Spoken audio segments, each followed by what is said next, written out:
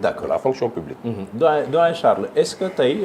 ci jàngat bi nga xam def nga ko ci grève bi ndax am na ay jeexintal yoo xam ne da koy def surtout ci wàllu économie bi mais cette fois-ci sur le plan macroéconomique est-ce que am na ay jeexintal yoo xamante ni mënees na ko sentir ci wile grève. waaw bu fekkente ne yow da ngay yëngu si wàllu business nekk homme d'affaires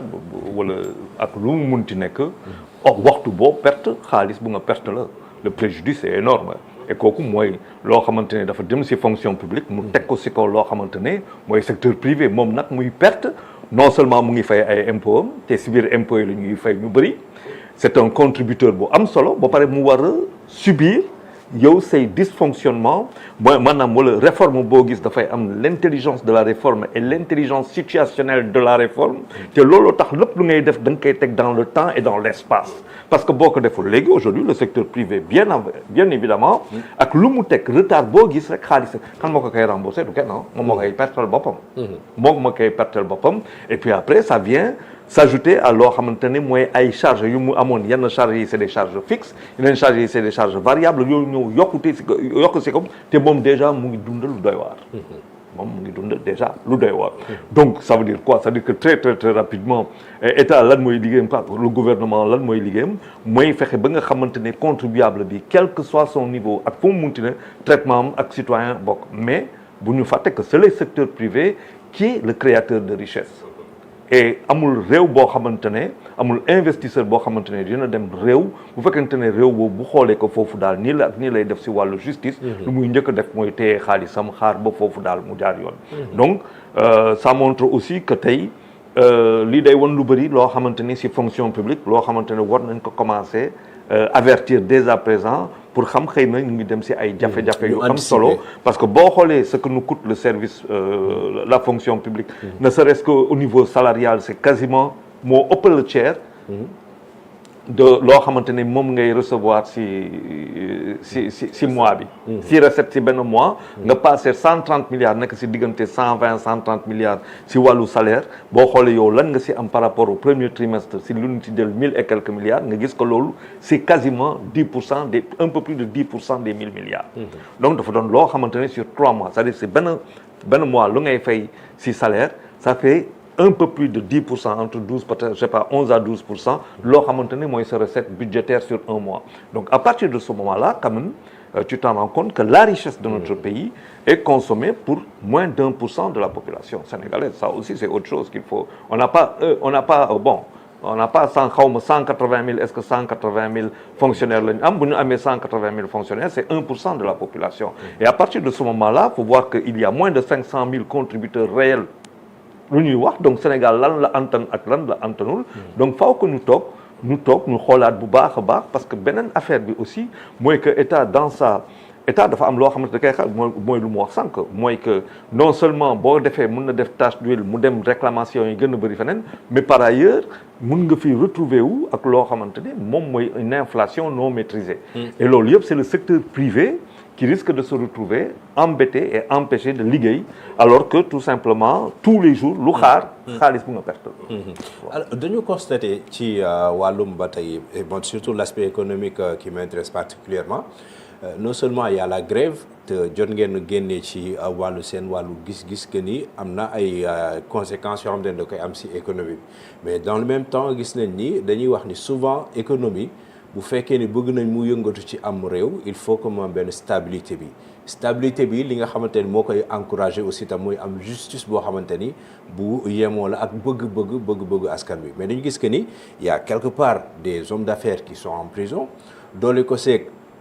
ingérence bi politique bi di def ci justice bi tey jii nii grève bi am ak ay conséquences am finalement il y a beaucoup de problèmes yoo xamante ni il faut que ñu mun ko maîtriser trouver une solution par rapport à ça tey jii lan moo war a nekk la démarche du gouvernement mais aussi des acteurs impliqués ku si nekk respectivement pour que ñu mun a trouver une solution par rapport à ça pour maintenant Sénégal dafa nekk si benn situation boo xamante ne mënu ko may leneen lu dul avancer léegi nag mooy intelligence situationnelle bu ñu ko jiitalee nit ñi fàtte seen bopp xool intelligence situationnelle dañ koy avancer yaa ngi wax sànq boo defee par exemple boo waxee gouvernement ak justice am na benn tension boo xamante ne depuis le 1er juillet la judd mooy la déclaration du Premier ministre par rapport aux magistrats mais loolu daf tension boobu mu indi mais tension boobu baax na xam nga pourquoi tension boobu baax na bu fekkente ne elle devient ingérable incontrôlable si lay yàqu mais dafa may justement possibilité à la justice mu taxaloo jël son pouvoir tout en évitant d'être une république de magistrats c'est ce qu'il nous faut éviter mais jël le pouvoir mooy que mën a doxal yoon pour le peuple par le peuple parce que peuple bi moo la fi teg donc loolu dafay doon lu am solo te loolu tam bu amee solo nga laaj loo xamante ne moom nga soxla pour que affaire yi gaaw parce que pour que koo xamante ne dafa nekk si wàllu day liggéey koom-koom moom lu mu soxla mooy que bu amee contentieux mu gaaw a dem parce que mënul xaar justice bu gaaw justice bu efficace mais bu gaaw pas justice boo xamante ne sur benn question d'affaires nga war a toog di xaar lu yàgg lépp a taxaw kooku amul nee naa la et kooku c'est l'occasion loolu tax ma ne on a une situation boo xamante ne apparemment totalement défavorable mais man information yu muy yónni may dafa leeral mbir gi dafa leeral situation bi léegi nag ku si nekk yow yaa war a xam lan mooy sa périmètre fii laay em keneen ki fii lay commencé emale ko fii keneen ki commencé ko fii emale ko fii bu fekkante ne loolu lañ def alors parce que gouvernement ak pouvoir judiciaire amul dara lu dul coopération ce n'est pas loo xamante ne c'est une verticalité à part relation boo xamante ne le garde des Sceaux am na ko avec le parquet mais mun nga atténuer affaire boobu bu fekkante ne par exemple tu as un juge des libertés ça atténue cette verticalité mais sinon c'est de la coopération autant gouvernement dafa soxla justice soxla gouvernement coopération la mais aussi le secteur des affaires soxla justice bu taxaw ak gouvernement boo xamante ne day leeral mbir bi mu wóor justice bi que gouvernement bi si kaw affaire tu donnes benn cas simple par exemple on peut en parler bon je peux parler d'un cas si tu permets le cas Khadim où par exemple il était très surpris man de voir un douanier dire quelque chose par rapport à une administration qui s'appelle la douane un ancien douanier songo ko si benn cas précis bu nekk kii ne leen lu ngay wax ni dara amagul démenti ba léegi man ma toog nekk benn observateur je dis mais comment on peut regarder cette affaire-là sans rien en dire aussi bien pour la douane que la justice qu'est-ce qui justifie tout ça et bien dans cette ambiance boo xamante ne Sénégal mu ngi dem États-Unis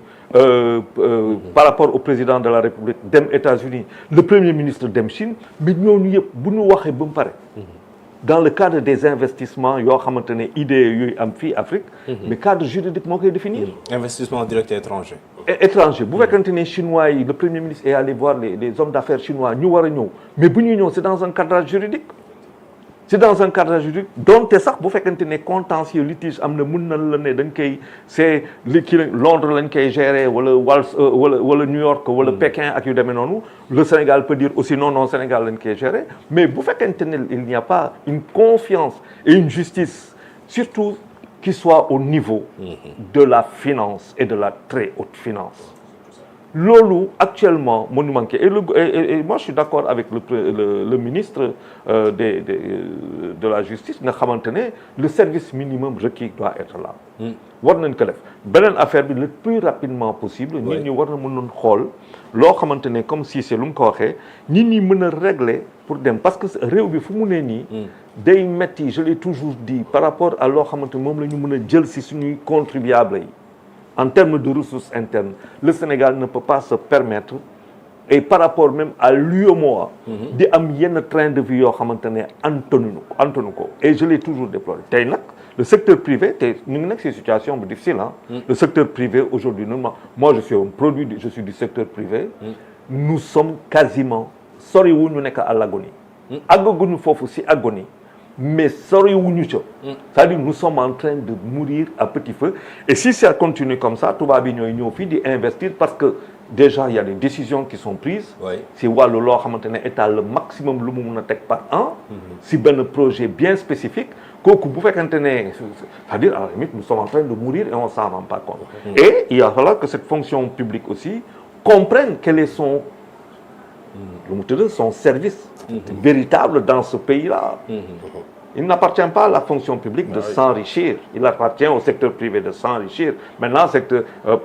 fonction publique plan de carrière là, avec tout ce que tu veux, le privilège qui va avec, la santé quasiment gratuite qui t'est donnée, contrairement à nous du secteur privé où tu payes réviseur ongle, mais tu payes pour l'homme. Donc, il est grand temps que nous toquons,